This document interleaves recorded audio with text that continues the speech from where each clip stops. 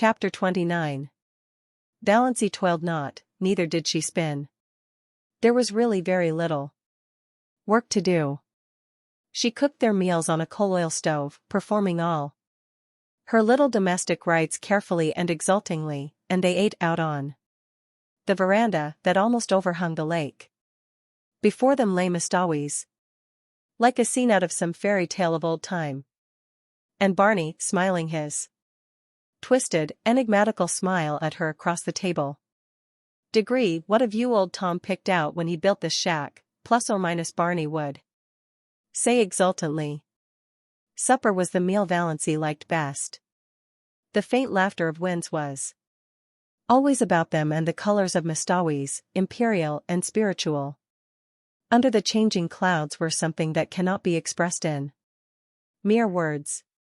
Shadows, too, clustering in the pines until a wind shook them out and pursued them over Mestawis. They lay all day along the shores, threaded by ferns and wild blossoms. They stole around the headlands in the glow of the sunset, until twilight wove them all into one great web of dusk.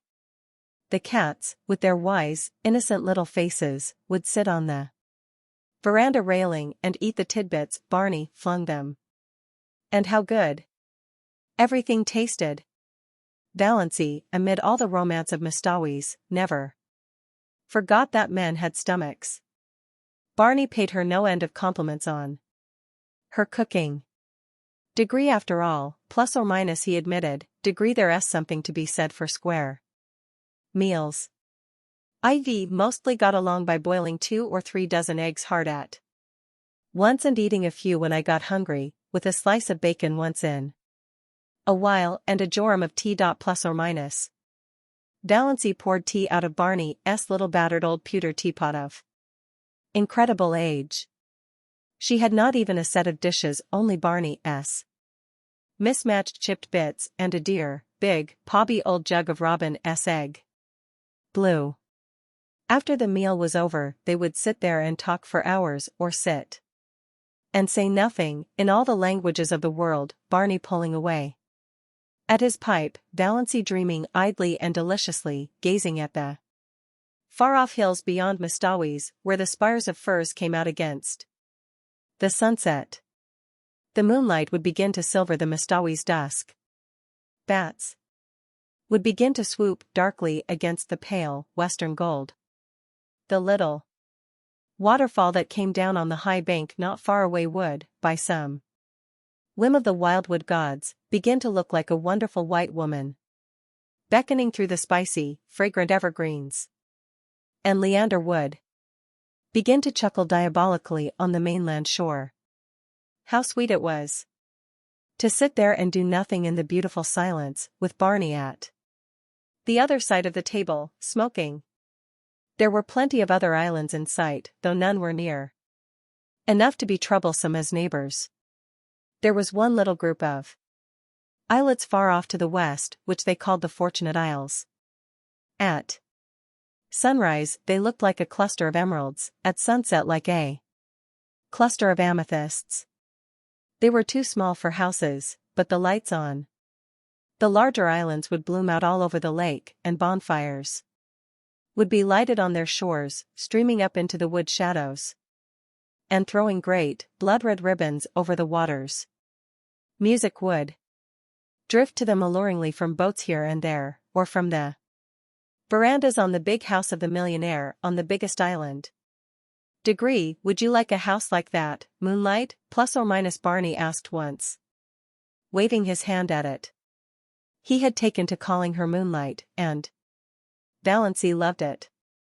Degree, no, plus or minus, said Valancy, who had once dreamed of a mountain castle 10 times the size of the rich man's degree cottage, plus or minus, and now pitied the poor inhabitants of palaces. Degree, no. It's too elegant. I would have to carry it with me everywhere I went. On my back like a snail. It would own me, possess me, body and soul. I like a house I can love and cuddle and boss. Just like ours here. I don't envy Hamilton Gossard the finest. Summer residence in Canada. It is magnificent, but at ISN, my blue castle. Plus or minus. Away down at the far end of the lake, they got every night a glimpse of a big, continental train rushing through a clearing. Valancy liked to watch its lighted windows flash by and wonder who was on it and what hopes and fears it carried. She also amused herself by picturing Barney and herself going to the dances and dinners in the houses on the islands, but she did not want to go in reality. Once they did go to a masquerade dance in the pavilion at one of the hotels up the lake, and had a glorious evening, but slipped away in their canoe, before unmasking time, back to the Blue Castle. It was lovely, but I don't want to go again, plus or minus, said Valancy. So many hours a day, Barney shut himself up in Bluebeard's chamber. Valancy never saw the inside of it. From the smells that filtered through at times, she concluded he must be conducting chemical experiments or counterfeiting money. Valancy supposed there must be smelly processes in making counterfeit money.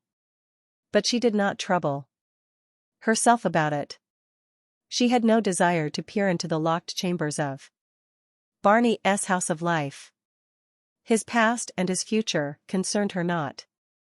Only this rapturous present. Nothing else mattered. Once he went away and stayed away 2 days and nights. He had asked Valancy if she would be afraid to stay alone, and she had said she would not. He never told her where he had been. She was not afraid to be alone, but she was horribly lonely. The sweetest sound she had ever heard was Lady Jane's clatter through the woods when Barney returned. And then his signal whistle from the shore. She ran down to the landing. Rocked to greet him, to nestle herself into his eager arms. They did seem eager. Have you missed me, Moonlight, plus or minus, Barney was whispering. It seems 100 years since you went away, plus or minus, said Valancy.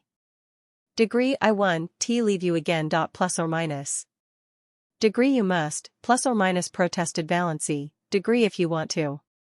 I'd be miserable if I thought you wanted to go and didn't, because of me. I want you to feel perfectly free. Plus or minus. Barney laughed a little cynically. There is no such thing as freedom on earth, plus or minus, he said. Only different kinds of bondages.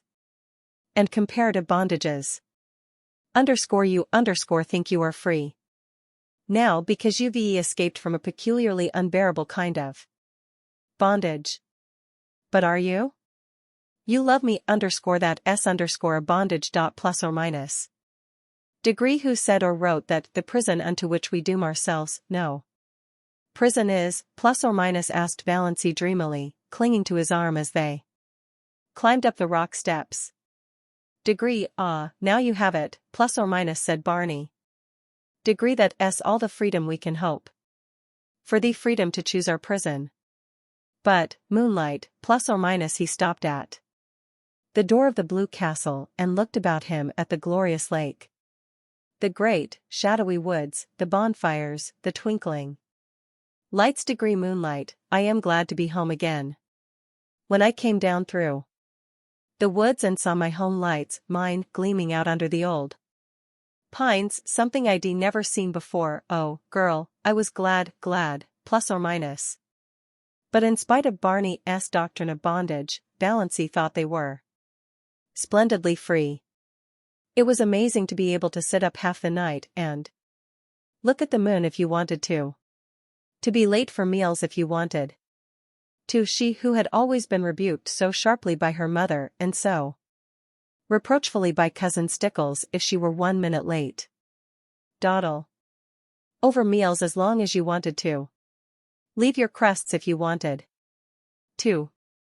Not come home at all for meals if you wanted to. Sit on a sunwarm rock and paddle your bare feet in the hot sand if you wanted to. Just sit and do nothing in the beautiful silence if you wanted to. In short, do any fool thing you wanted to whenever the notion took you. If underscore that underscore wasn't T freedom, what was?